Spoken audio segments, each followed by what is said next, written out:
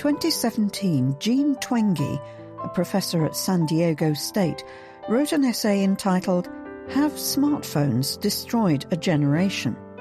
Her answer, yes, was provocative at the time. Now it is a common refrain. Spurred by recent data showing a rise in depression among American teenagers, both the British and American press have barraged readers with stories about social media ravaging young people's mental health. Jonathan Haidt of New York University has compared social media to waterboarding. The public has noticed. In a recent survey, 53% of Americans said that social media were mostly or fully responsible for increasing teenagers' depression. Smartphones went global long ago. If they are causing an epidemic of sadness, evidence should appear around the world. Data support the claim that young people, particularly girls, have deteriorating mental health. But they leave room for doubt that mobiles are the main culprit. Mental health is hard to measure.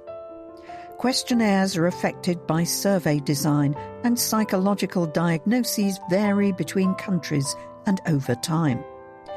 Instead, we focused on suicides and hospitalizations for self-harm among 17 countries. Both indicators look worrying for girls. Suicide rates have been falling overall, but girls, who kill themselves less often than other groups, are an exception. Among girls aged 10 to 19, suicide rates rose from an average of 3.0 per 100,000 people in 2003 to 3.5 per 100,000 in 2020.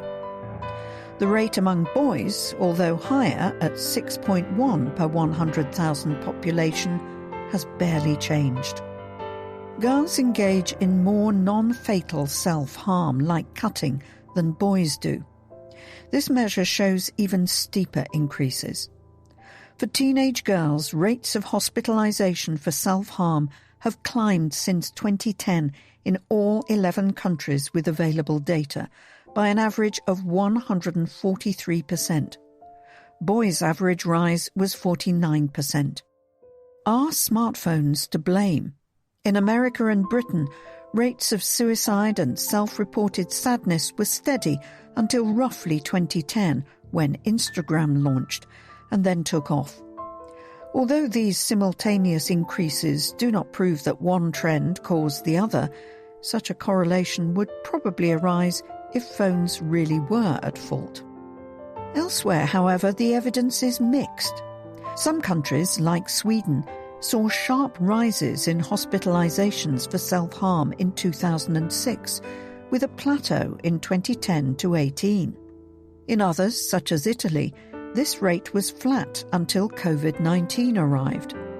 A few countries had no rises at all. Suicides varied similarly. Because smartphones were adopted at different rates in different countries, the timing of any increases they caused in suicides or self-harm should vary on this basis. Mr. Haidt says that smartphones are especially risky for girls because boys spend more time on video games and less on depression-inducing social media.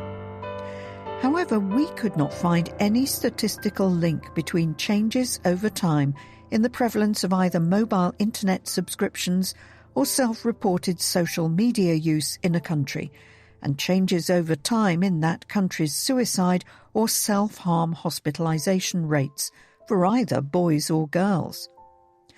After adjusting for the impact of COVID, which raised these rates globally, this was true for all age groups and for a range of time lags.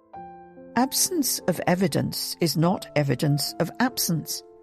Numerous studies using randomized or natural experiments have implied that social media can cause sadness or anxiety in teenagers. And smartphones could still inflict grave damage without driving people to hurt or kill themselves.